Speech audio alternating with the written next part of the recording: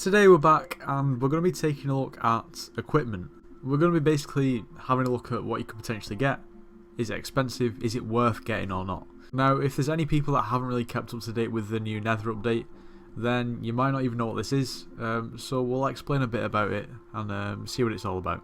So let's get into it. Anyway, if you do go on to enjoy the video and you haven't already subscribed to the channel, please consider doing so. We're getting closer to 14k, so every subscriber helps us along the way. You should also leave a like if you enjoy the video.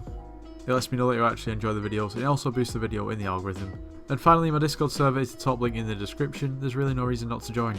Anyway, let's get into the video. I hope you all do enjoy.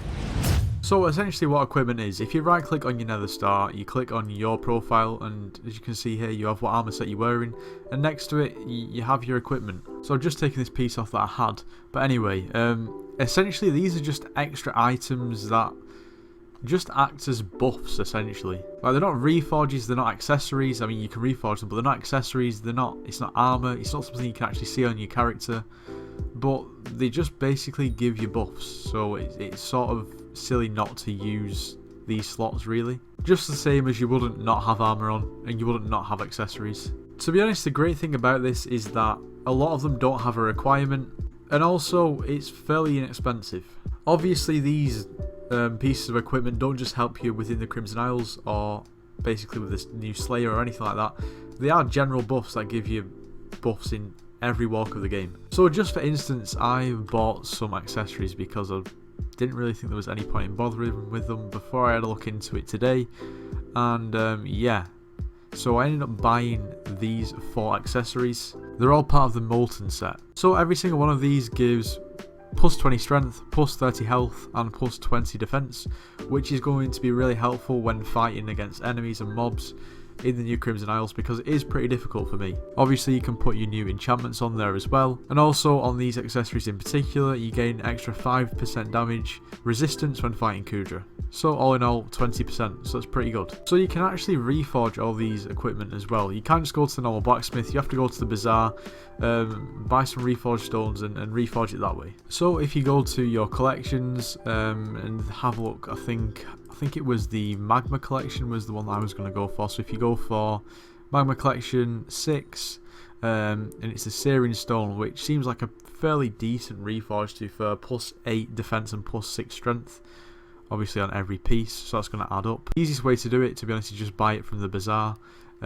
These magma chunks can be quite timely to sort of get because you can't buy them, you have to actually grind for them. Granted, it won't take that long, but you know.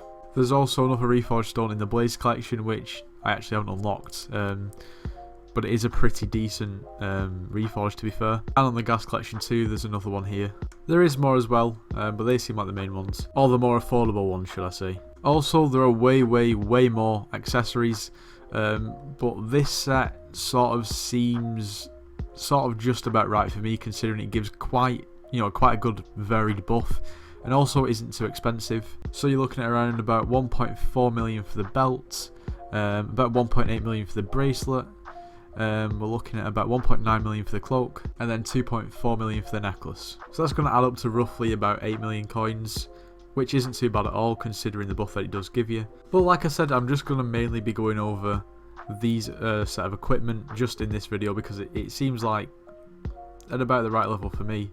But you can also obtain a belt over here by basically coming up to the top part of the in the Crimson Isles and going to the master here and completing some dojo tasks. To be honest, these are really quite fun. Basically, the better you do in the tasks, the higher tier of belt you get, which corresponds with the amount of points that you get.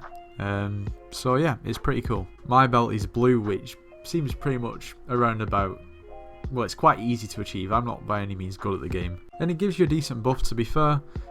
Plus 25 health, plus 15 defense, and reduces damage taken by 4%. That's not just in the Crimson Isles, that's all together, which is very cool to be fair. So before I equip the equipment and put the reforges on, I'm just shy of 2.5k health, just over 900 defense, and just shy of 850 strength. So let's see what we go up to. Like I said before, I'm going to buy 4 of these stones and apply them to this equipment, and you can just come over here and reforge them as normal.